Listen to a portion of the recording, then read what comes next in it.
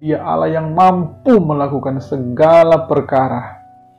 Namanya Yesus. Hari-hari ini di media sosial, di TV, yang kita lihat hanyalah ketakutan-ketakutan. Yang kita lihat, yang kita dengar hanyalah berita-berita tentang sakit penyakit. Takut. Itu intimidasi. Intimidasi, ketakutan datangnya dari iblis. Kita punya Tuhan yang berkuasa. Kita punya Tuhan yang dahsyat. Kita punya Tuhan yang luar biasa. Namanya Yesus Kristus. Firman Tuhan berkata dalam kitab Ibrani, Yesus Kristus tetap sama, dahulu, sekarang, dan sampai selama-lamanya. Dia tidak berubah. Apa yang tidak berubah?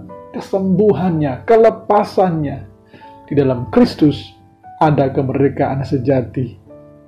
Saya percaya Dia sanggup menyembuhkan. Bukan hanya menyembuhkan, bahkan membangkitkan orang mati sekalipun Dia mampu. Saudara ingat kisah Lazarus 4 hari dalam kubur, namun dia bangkit karena Dialah sumber kebangkitan itu. Kristus sumber kebangkitan itu.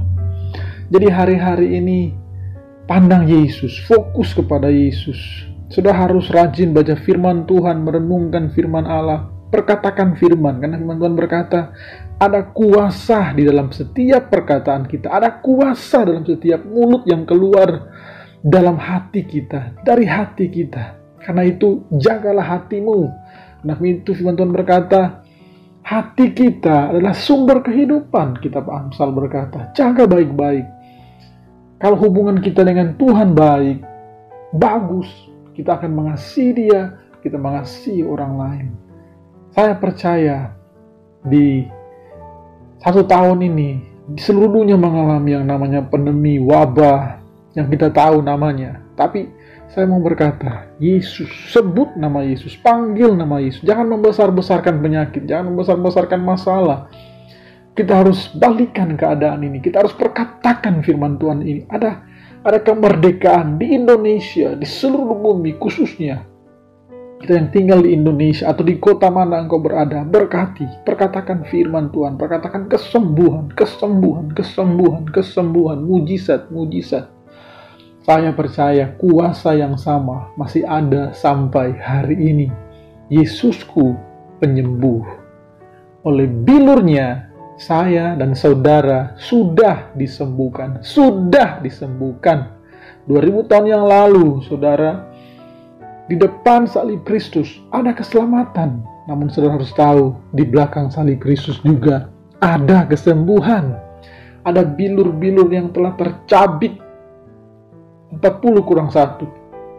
Alkitab berkata, bilurnya, dagingnya terkelupas. Karena apa? Buat saya dan saudara. Hari ini saya mau membawa pesan kelepasan, pesan kemenangan, pesan kesembuhan. Jangan takut, jangan terintimidasi. Kalau engkau merasa, Tuhan, saya telah meninggalkan engkau, salah berbuat dosa. Karena Tuhan berkata, yang membuat kita berjarak jauh dari Tuhan adalah dosa kita.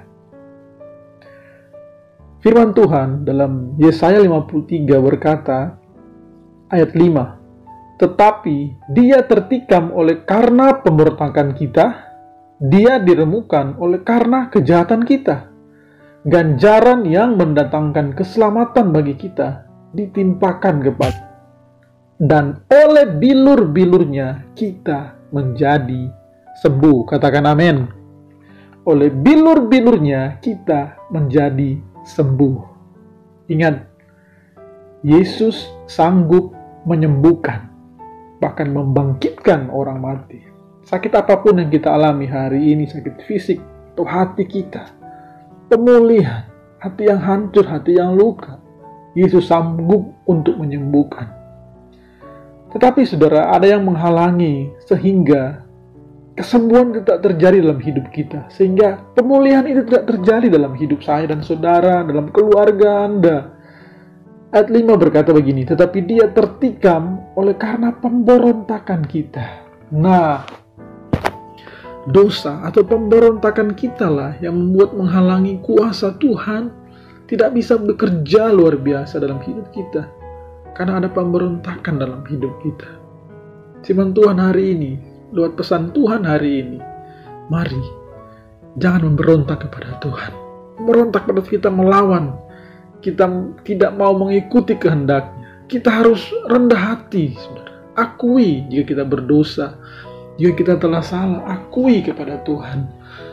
Kalau di waktu yang lalu engkau meninggalkan Tuhan, meninggalkan pelayanan, engkau iri hati, engkau marah, bahkan dendam kepada orang lain, masih marah kepada orang tuamu, papamu, mamamu, saudaramu, tandanya kita dah iri hati, itu pemberontakan.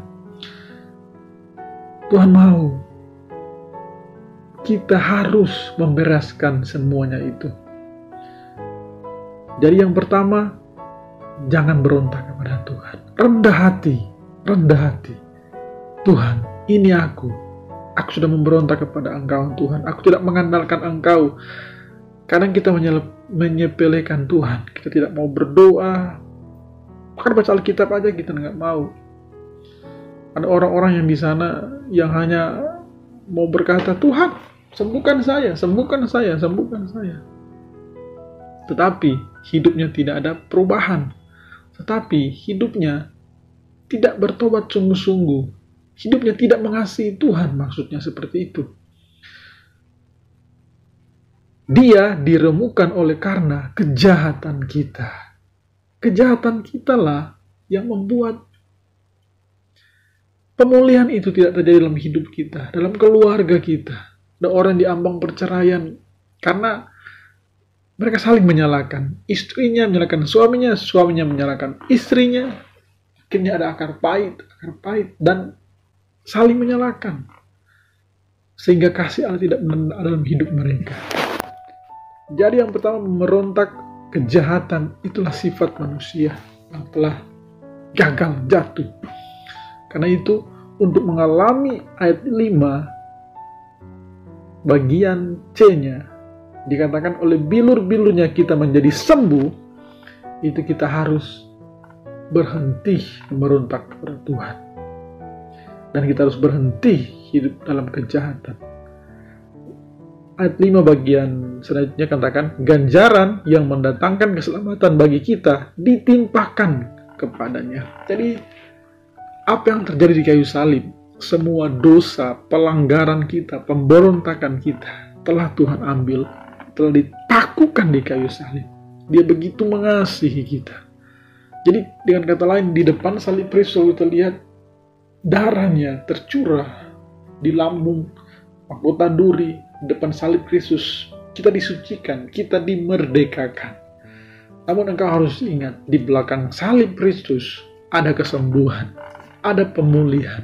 Itu otomatis satu paket, depan dan belakang salib Kristus. Karena itu sebagai orang-orang yang merdeka, yang hidup dalam kemerdekaan, yang tidak hidup dalam berhala, kecanduan pornografi, seks bebas, tidak membenci, tidak mau mengampuni, saudara, engkau akan susah menerima kesembuhan. Pesan firman Tuhan hari ini, kesembuhan terjadi saat engkau membuka hati, menerima Dia sebagai Tuhan dan Juru Selamat, menjadikan Dia yang utama dan terutama dalam hidup engkau. Bertobat sungguh, Tuhan ini aku mau datang kepadamu. Saya percaya kesembuhan, pemulihan pasti terjadi.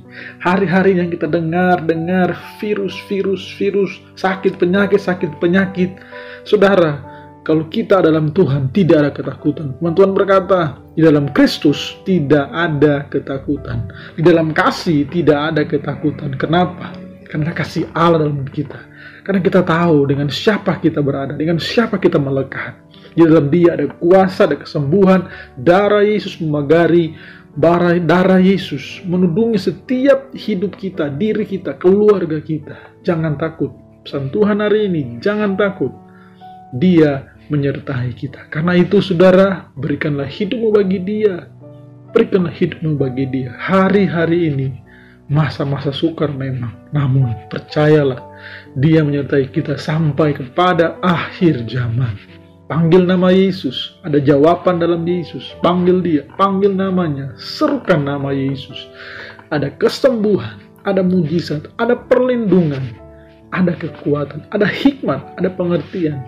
Di dalam nama Tuhan Yesus saya berdoa bagi setiap keluarga, setiap pribadi yang mendengar pesan firman Tuhan ini. Tuhan menjamah mereka, bagian hati yang hancur, bagian hati yang luka. Tuhan pulihkan akibat perceraian, akibat orang tua yang memukul, kasar, pelecehan seksual. Di dalam nama Yesus, Tuhan menjamah. Ada seorang ibu yang mendengar firman Tuhan ini, engkau akan dijamah Tuhan, engkau diubahkan Tuhan. Hatimu, ampuni suamimu, ampuni dia. Tuhan bekerja bagi hidupmu, hai ibu, di dalam nama Yesus. Dia menjamah engkau, dia memulihkan engkau. Dia memulihkan engkau. Engkau ada di Kupang, di kota Kupang. Dalam nama Yesus, di dalam nama Yesus. Tuhan jamah ibu, Tuhan jamah. Engkau yang tidak sengaja mendengar, bahkan di YouTube ini, Tuhan menjamah engkau. Yesus mengasihi engkau. Yesus mengasihi engkau. Dia mengasihi engkau, hai ibu. Saya tidak tahu, apa mungkin namamu Indri, tapi dia mengasihi engkau. Dia mengasihi engkau. Dia mati bagi engkau di kayu salib. Hai orang-orang yang kurang percaya, dia berkata, hai, mengapa kamu kurang percaya? Ada satu kejadian di kitab Injil ketika Tuhan berbuat mujizat. Di sana orang-orang jarang menerima mujizat. Kenapa? Karena mereka kurang percaya. Kenapa mereka kurang percaya? Karena di sana dia dianggap hanya sebagai tukang kayu, anak tukang kayu. Dia siapa? Orang melihat mungkin dari gelar, dari ini mereka tidak percaya. Tetapi ketika engkau percaya dengan sungguh-sungguh seperti anak kecil, percaya kepada Bapa, maka dia akan memulihkan hidupmu. Dia akan memberkati dengan berkat-berkat rohani. Saudara jangan minta selalu berkat jasmani. Saudara ingat, mengikut Yesus adalah memikul salib, hidup dalam kebenaran, memikul salib, mengalahkan setiap kedagingan dan dosa. Saudara, bagi Tuhan, kekayaan itu gampang sekali. Karena di sorga, saudara tahu, emas diinjak-injak, tidak berharga. Namun saudara, dia berkata juga, carilah dahulu kerajaan Allah dan kebenarannya. Siapa kebenaran? Yesus Kristus. Maka yang lain, yang makan, minum, perut, semua ditambahkan kamu. Karena itu, carilah Yesus, sang kebenaran sejati. Dia Tuhan segala Tuhan, Raja segala Raja. Hari-hari yang terakhir ini sebelum Yesus Kristus datang kembali kedua kali. Saudara, saya mau berkata, panggil nama Yesus, panggil nama Yesus. Saya tidak kenal saudara, saudara tidak kenal saya. Namun saya merekam video ini. Saya merekam untuk hal ini karena saya tergerak untuk memberitakan bahwa dalam Yesus ada kesembuhan. Di dalam Yesus ada mujizat. Jangan dengar berita-berita di luar sana. Jangan buka telinga bagi berita-berita di luar sana. Jangan pasang TV-mu, YouTube-mu, tapi engkau harus buka firman Allah. Buka Alkitabmu, perkatakan firman Allah. Tertanam dalam hadiratnya. Hari-hari ini masa pemurnian gereja. Hari-hari ini gereja dimurnikan. Hari-hari ini Tuhan sedang membentuk para mempelainya yang sudah dewasa, siap untuk menikah dengan Dia. Puji Tuhan, puji Tuhan, puji Tuhan, puji Tuhan. Haleluya, haleluya. Hadirat Tuhan ada di sini. Hadirat Tuhan menjamah setiap pendengar, setiap orang yang mendengar, setiap saudara yang mendengar. Di dalam nama Yesus, ada telinga yang berayat dalam nama Yesus. Tuhan sembuhkan yang sedang menetes seorang bapak dalam nama Yesus. Tuhan sembuhkan telinganya di dalam nama Yesus. Tangan yang berlubang paku menjamah bagian telinga bapak di dalam nama Yesus. Haleluya, haleluya, haleluya, haleluya, haleluya, haleluya. Oh, ada kuasa dalam nama Yesus. Hai orang-orang yang mengalami kelemahan tubuh dengan sakit-sakit corona. Oh, saya sudah sebut namanya. Tapi kecil di dalam Tuhan. Kecil virus itu. Saudara, saya tidak mau membesar-besarkan sakit penyakit. Tapi mari kita bersepakat, Yesus terlebih besar. Yesus terlebih besar dari segala sakit penyakit apapun di muka bumi, asal engkau percaya. Engkau percaya, panggil namanya. Tuhan, di dalam nama Yesus saya berdoa juga Tuhan, bagi setiap anak-anak Tuhan pendengar di mana saja. Tuhan, membangkitkan pendua-pendua, membangkitkan revivalist di akhir zaman ini, di dalam nama Yesus. Di dalam nama Yesus. Engkau jangan diam di rumah, engkau jangan diam di sekolah, engkau jangan diam di tempat kuliah, di tempat kerja. Keluar, beritakan Injil. Keluar, nyatakan kebenaran, saksikan kebenaran kepada semua orang yang hari-hari ini sementara ketakutan, dirudung panik di dalam nama Yesus. Tuhan berkati Indonesia, berkati para pemimpin kami, Presiden Jokowi, para menteri, wakil presiden, pejabat daerah, di dalam nama Yesus, berikan mereka roh takut akan Tuhan, sehingga mereka memimpin bangsa Indonesia, mengambil keputusan yang dari Tuhan. Segala kebohongan, segala mafia, korupsi, di dalam nama Yesus dihancurkan, dibatalkan. Kami, hamba berdoa, kami batalkan dalam nama Yesus segala niat jahat, kuasa kegelapan, orang yang mencari keuntungan di mana terjadi yang katanya pandemi ini Tuhan. Di dalam nama Yesus, hai iblis, aku melihat engkau jatuh, belenggu dihancurkan, engkau jatuh dari langit. Indonesia dipulihkan, Indonesia dihancurkan segala kuasa kegelapan yang menudungi Indonesia. Setiap belenggu, setiap awan hitam yang menutup Indonesia dihancurkan, dipotong, dibuka. Ada malaikat Tuhan yang berperang di dalam nama Yesus. Haleluya. Kita adalah warrior-warriornya Tuhan, not a warrior. Ada beda warrior dan warrior. Warrior adalah prajurit Tuhan, orang pemberani. Warrior artinya khawatir. Jangan khawatir. Khawatir adalah dosa. Puji Tuhan, puji Tuhan, puji Tuhan. Haleluya, haleluya. Tuhan Yesus memberkati kita semua. Tuhan Yesus memberkati. Darah Yesus menudungi engkau, keluargamu. Darah Yesus menudungi rumahmu, anakmu, suami, istri, orang tua, di dalam nama Yesus. Haleluya, haleluya, haleluya, haleluya, haleluya. Oh, haleluya, haleluya, haleluya. Hanya nama Yesus,